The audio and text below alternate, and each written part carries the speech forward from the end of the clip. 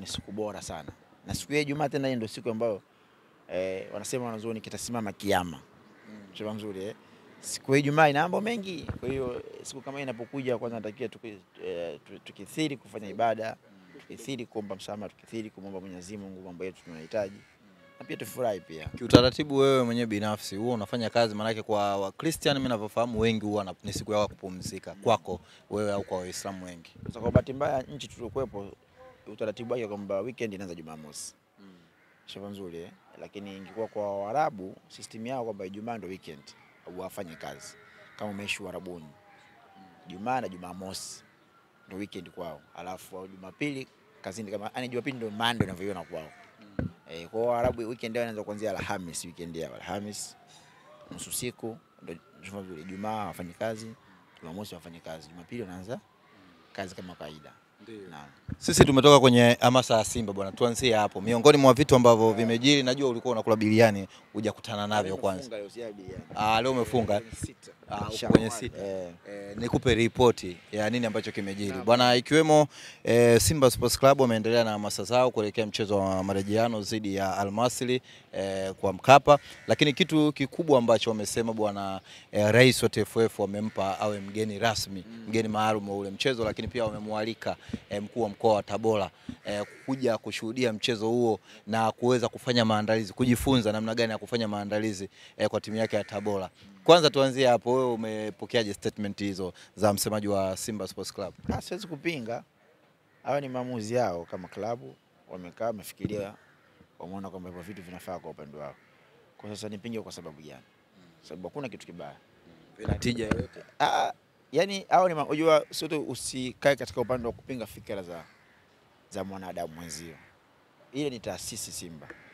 Maana yake wamekaa watu wengi wametafakari, wamekuja na majibu hayo. Maana nani wao wanasema, wanakuambia Swahili linalopumua ni tumbo. Makalio hutumika kama speaker tu. Iko hivyo. Kwa hiyo maana yake management ishakaa ikapanga. Ule amejali kama kazungumze. Si ndio? Maana hapo Mo atakuepo, Try Again atakuepo, si nani Magoli wote wamekuepo. Kama wamediscuss kwamba hapa tumuite mkuu wa nani, si mkuu wa mkoa wa Tabora awepo, sababu watakuwa labda wanajua za ndani kwamba ni nani mwenzao. Tumuite Karia naye awepo. Kwa wanajua wenyewe kwa nini wamefanya hichi kitu, kwa niaba gani, hiyo ni plani yao wenyewe. Kwa sisi ambao ni mashabiki ama wapenzi wa mpira, uweze kusema kwamba why? Kwa sababu hajakosea. Kwani mkuu wa mkoa wa Tabora ashiriki mashindano ya michezo? Sina mpaka timu wanao ambao ametia mpaka hamasa juzi na kana lungu 3, si ndio? Kama si jambo baya kumwalika kuja kuangalia, sababu nani mwana michezo, si ndio? Karia si rais wa TFF bwana. Kuna ubaya kumwita rais? Kwa nini itakuwa mara kwanza kumwita rais? Bosha kumtaga Simba Day. Na mpaka keki akala na jezi akavaa. Kuna jambo la kawaida, sababu ana support, sababu mzuri. Kwa hamna kitu kibaya. Ni cha msingi tu hamasa zao ziendane na kile ambacho wanachokifuata pale uwanjani. Nikado umesema hamna kitu kibaya, lakini kwa scenario sasa hivi ilivyo, kama kuna upande hawaelewani na watu wawili, kwa maana hawaelewani na rais wa shirikisho, lakini pia hawaelewani na mkuu wa mkoa. Simba wametumia kama fimbo ya kuwachapa ambao hawaelewani nao. Sio fimbo. Yaani Simba na Yanga ni wapinzani. Yaani sikwambia mtu Simba na Yanga ni wapinzani. Na upinzani wao ni wa mafanikio, shekhe. Yaani upinzani wao, unajua mtoto ambaye unashindana naye katika mafanikio hawezi kuwa rafiki yako kipenzi huyo hata siku moja. Sababu nzuri, sababu mnagombania ukubwa, power katika nchi yenu. Kila mtu anataka kuwa klabu kubwa. Na kwa bahati nzuri klabu kubwa ziko hizo mbili, Simba na Yanga. Sasa ili mmoja wapo mkubwa, lazima mmoja wapo afanikiwe. Sababu nzuri, sababu nzuri. Sasa unaangalia kwa mpinzani wako anakosea wapi. Unapokosea mpinzani wako na yeye unataka upite mule kusawazisha. Ipo hiyo, tunaonaga hapa mfano. Kwa wasanii tunaona mfano Diamond labda kagombana na mfano ana ugomvi na Alikiba. Si ndio? Harmonize kwa katoka kwa Diamond atamtafuta Alikiba. Sababu nzuri atamtafuta nani? Alikiba. Lengo nini? Kumkera tu, labda anajua nikifanya hivi salamu zimfikie. Sababu nzuri, au apate nguvu ya mashabiki wa Alikiba, kitu kama hicho kilivyo. Kwa maana yake kwamba sio ni kitu kibaya hapo. Ni maamuzi yao wenyewe, wale ni wapinzani. Kwa upinzani ulivyo, au kwa upande wa Simba wametaka kuzima ile labda baada ya kufungwa sasa kwa magoli mawili ili hii ziwe ndio mijadala kuelekea kwenye mechi. Inawezekana pia yote hayo kwamba mjadala na pia inaingia kwenye akili. Kidogo umenikumbusha. Sema kama saizi hapa. Umesahau kuzungumzia mpira, tunazungumzia nini? Karia na ina ni plan pia.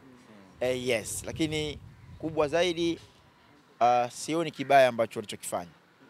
Ni mipango yao na mikakati yao, lengo kuu kuhakikisha kwamba wanapata mafanikio tu basi.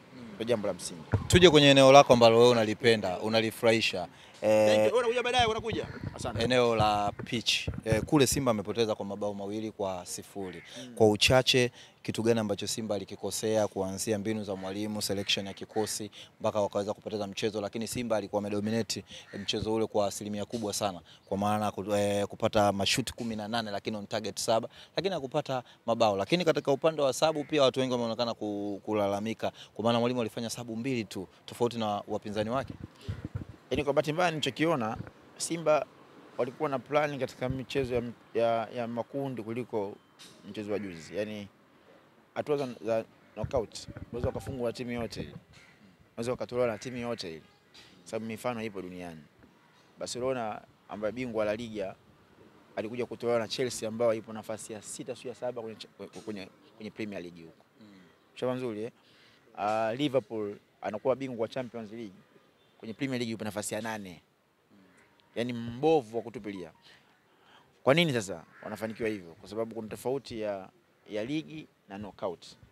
Yaani knockout inakufanya uishi katika sehemu moja kati ya mbili.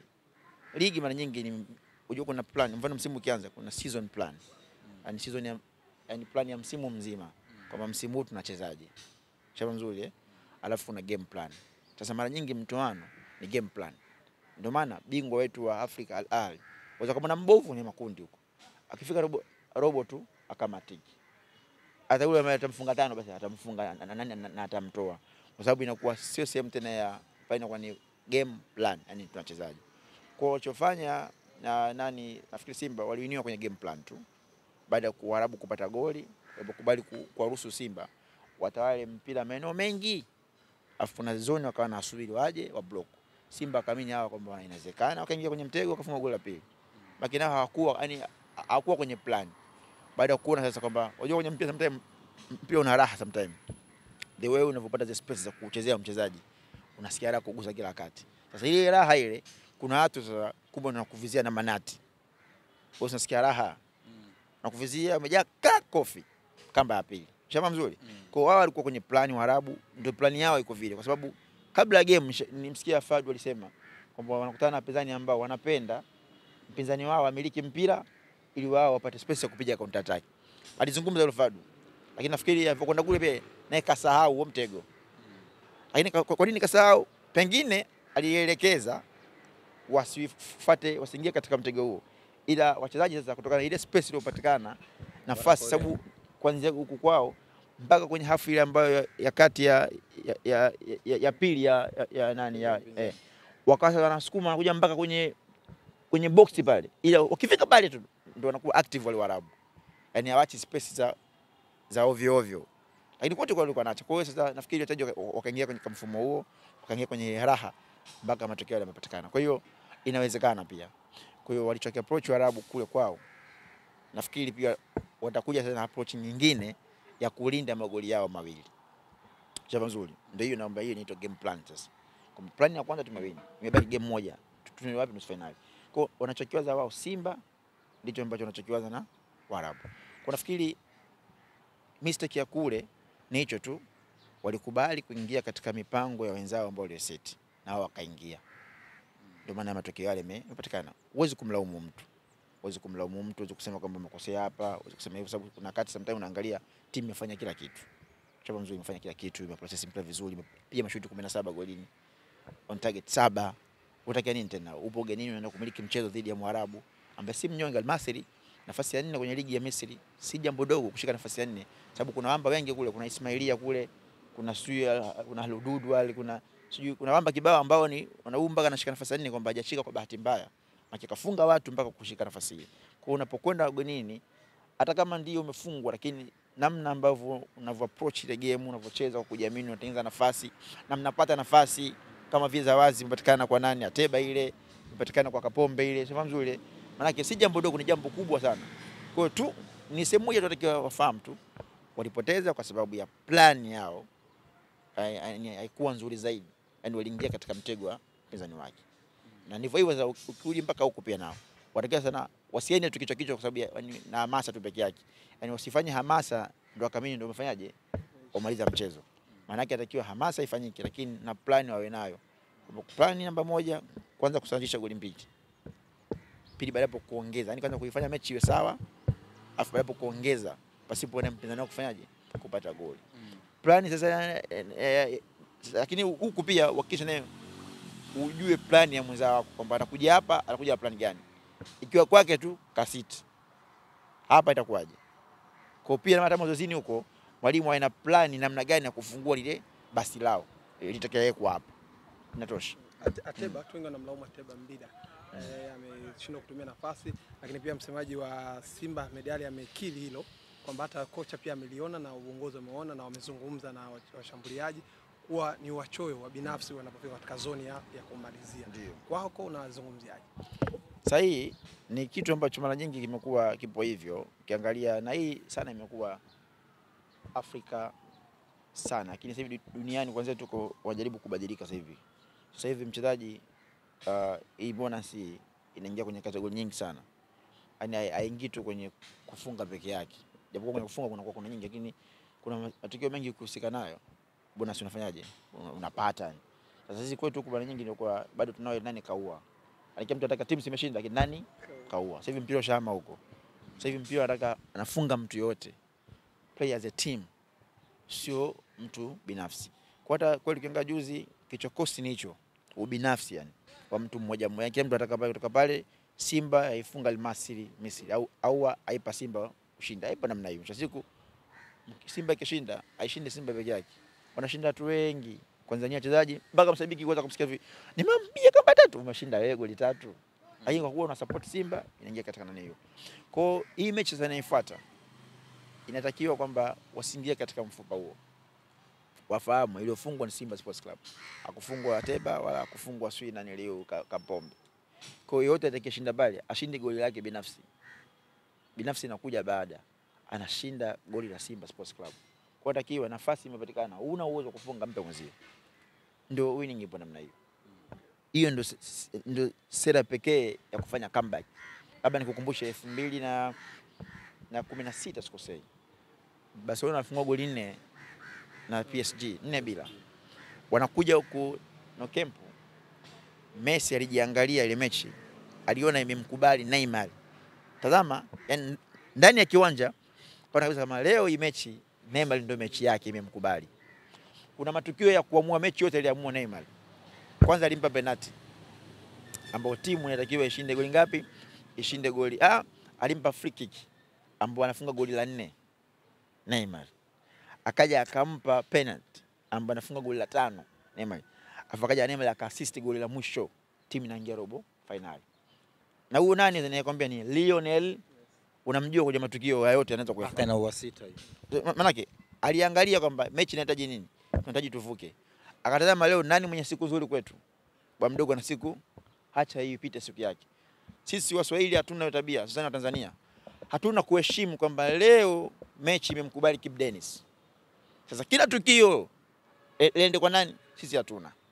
Hata kama ule mkatao unampalia naye anataka alazimisha afanye matukio. Na kwa sababu mwisho siku unakuta mtu mechi imeisha wanapata matusi mengi kwa sababu hawajitambui. Mtaji mpira atakojijue tu. Tachi ya kwanza jiandaa kwamba leo nitachekesha mndani. Watakao jijue. Kwa ukwepe kufika kwenye matukio ambayo yatakutukanisha. Hiyo wazungu wanajijua. Ndio kuna wakati ukuta mtu anasema leo Ronaldo haonekani kabisa uwanjani leo. Uje kuona hicho kitu na kufundisha leo ukae nacho. Ronaldo hayupo, sio kama hayupo. Kashajigundua kama leo siku katika nyakati nzuri. Sasa mimi siendi kwenye matukio ambayo yatanitukanisha. Bora naonekana nimefichwa huko kufanyaje? Kukosea. Shava mzuri. Huko akaendelea kutafuta nyakati nzuri. Sasa sisi tuko namna hiyo, unakuta mtu atakama kwenye nyakati mbovu atakalazimishe.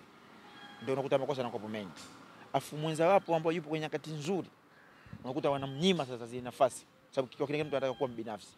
Kwa hiyo kwa mechi ya marudiano kwa Simba ipaswe kuwa namna hiyo. Zipo mechi yategemea unataka nini. Hizo jaribu. Kuna mechi zinakuruhusu upata hata nafasi 10 mechi moja. Sio na kila Suma Shujaa. Upo KMC hapo. Hapo hata ukikosa 10 mtapata ya 12. Hayo kuna game hazitaji nafasi 10 Sheikh. one chance one goal. Ndivyo hata wale Waarabu waliangalia kule, walitumia zona hivyo tu. Wamekwenda kwanza imo, wakarudi. Chances kama 3 tu. Wamejaribu shughuli imeisha. Ndio kuna game zinakuruhusu hivyo tu. Kuna game shares zikuruhusu tu upate 10 ndio ufunge moja. Hakuna hiyo game. Kuna wanatakiwa fahamu wachezaji. Kama mechi chini ya one chance one goal, yani nafasi 10 funga 8. Lakini the way kile muda unazidi kwenda, utapozidi kupoteza nafasi. Wewe nguvu inakwisha, au nguvu inafanyaje? Utashangaa mtu atakapiga huko ndio wewe hapa shehe. Tupo, nimesema tu, sio kama kweli. Utashangaa mtu atakapiga huko ndio wewe. Kutokana nini na uzembe watakaofanya wachezaji? Wow, full stop, tumemaliza. Hakuna nyingine. Mwalimu Mzingizi, mimi nataka pia uzungumzie hapo Elie Mpanzu. Katika mchezo ule alikuwa na wakati mzuri sana. Watu wengi sana wameonekana kumsifia. Wewe kwako binafsi unamzungumzia? Mchezaji mzuri kaonesha. Mchezaji mzuri. Ndio hicho ninachokwambia. Respect. Yaani sisi tumeumbwa selfish kwa Swahili. Hatujui kujua mchezaji gani ana msaada wa kiasi gani. Mchezaji mzuri. Anakwambia Didier Deschamps. Anakwambia wakati wako national team ya Ufaransa walikuwa wakiwa na wakati mgumu. Walikuwa wanajitahidi mpira umfikie Zidane kwa hali yote ile. Kwa kubutua. Yaani madi umfikie akaulizwa kwa nini, anasema ulikuwa mpira ukienda kwa Zidane. Najua tunakuwa tuko sehemu salama. Messi aliojiwa akasema kati ya Suarez kipindi kile utatu wao. Kati ya Suarez na Neymar walikuwa wakifungua. Basi nilikuwa na enjoy kumpasia Neymar kuliko kumpa Suarez. Kwa nini? Sababu Neymar anaweza yani mpira unakuwa sehemu salama kuliko ukimpa nani? Unajua maana yake, umetoa mifano. Kutambuana. Yaani kujuana kwenye mpira kwamba sisi timu yetu tuna mtu ana uzuri huu na uzuri huu. Kama tunataka ushindi tumtumie.